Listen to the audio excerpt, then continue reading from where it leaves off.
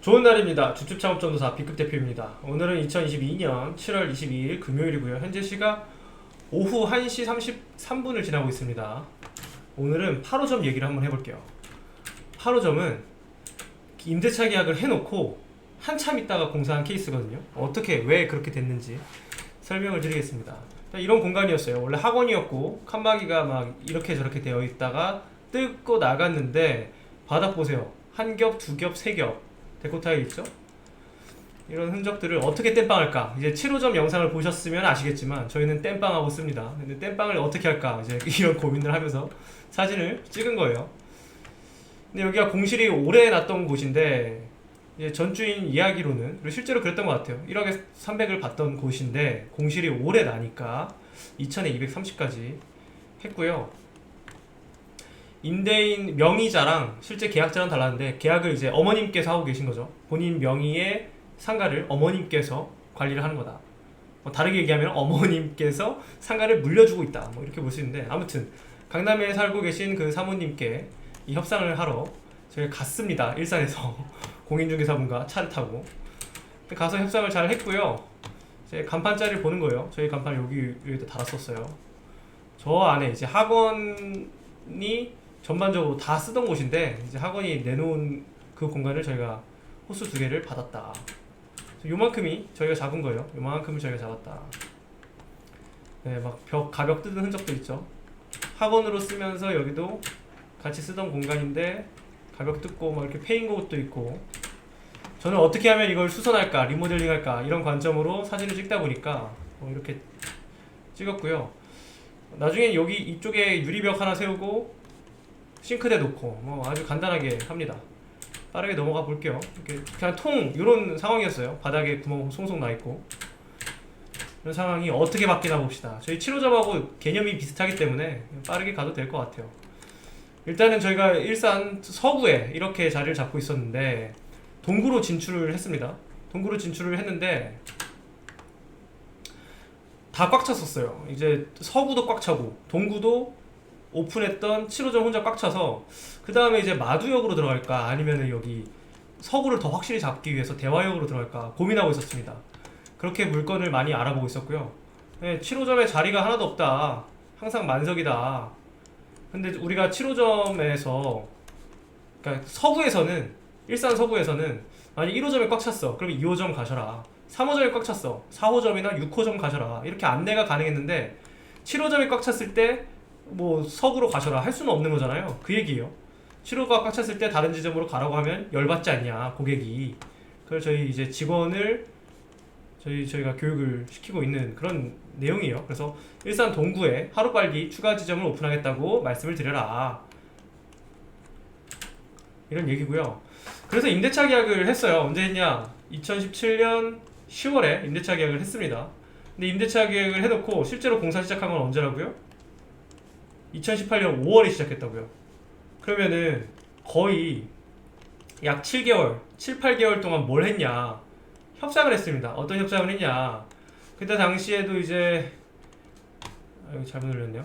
그때 당시에도 그 매물 나와 있는 물건들이 많았어요. 그러니까 지금만 뭐 스터디 카페 매물이 나오는 게 아니고 그 당시에도 이제 독서실 스터디 카페, 당시 스터디 카페보다는 프리미엄 독서실들이 매물로 많이 나와 있었고, 그래서 저희가 여기에 있는 이 빨간 원에 있는 독서실 3곳 중 이제 한 곳하고 또 공실인 건물주가 직접 투자를 하니 많이 이런 협상 테이블을 열었었어요. 그래서 저희 입장에서는 그렇게 생각한 거예요. 여기 초록색에 하나 들어가고 빨간색 지역에도 하나 들어가서 이 당시에 6개가 영업하고 있는 그 시장에 2개를 동시에 넣으면은 강력한 파워를 갖출 수 있겠다. 일산 서구에서 했던 것처럼 그걸 한번 해보려고 노력을 했는데 어쨌든 협상이 잘 안 됐습니다. 이제 말이 계속 바뀌죠. 그건 어쩔 수 없어요. 이제 협상을 진행하는 과정에서 입금이 되기 전까지는 마음을 놓을 수가 없다.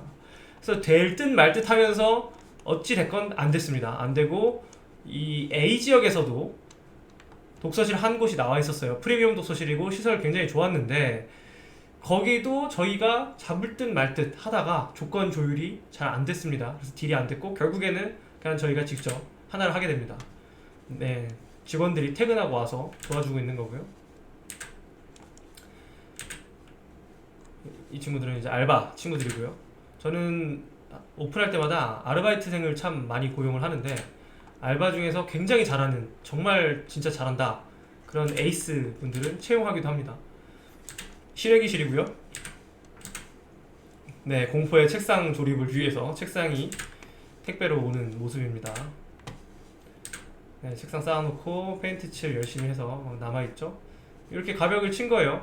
위에는 유리로, 아래는 아까 놓여있던 이런 판자로 막았고요. 네, 이렇게 이제 바닥 그대로 두죠.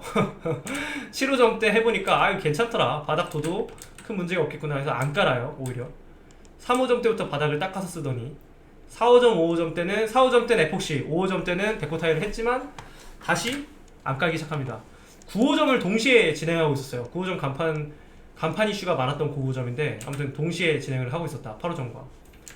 동시에 진행하고 시간이 없어가지고 막 주먹밥 먹으면서 다녔고요. 배관 이 하수, 상하수가 너무 멀리 있어서 이거 뚫느라 한 500만원 더 썼어요. 생각보다 싸게 끝낼 수 있었는데 500만원 더 써서 타격이 있었다. 네, 특별한 건 없습니다. 이런 식으로 뭐 공사가 진행됐고요. 커피 머신 개조하고 있는 거고요. 요 싱크대를 놓기 위해서 아래층에 있는 하수관을 잡아야 되는데 바로 근처에는 잡을 수 있는 게 없어서 한참을 하수관을 끌고 가야 됐다. 그게 비용이 좀 들었다, 그 말씀이고요. 네, 당시에 제 여자친구가 놀러 왔는데 남친이 열심히 일하고 있어서 와서 공부하고 있었고 이렇습니다. 간판 이렇게 달았고요. 네, 영업이 이렇게 잘 됐었고, 건물 내부로 들어와서는 이게 A3로 인쇄해서 코팅해서 붙여놓은 거거든요. 이렇게 운영을 했었습니다. 문 닫을 때까지요. 그렇고요. 네, 여기도 바닥도 그냥 대충 땜빵 된 상태로 운영이 됐었죠. 아우 진짜 근데 지저분하네요, 지금 보니까. 이렇게 어떻게 영업을 했는지. 그래도 돈을 벌기는 벌었습니다.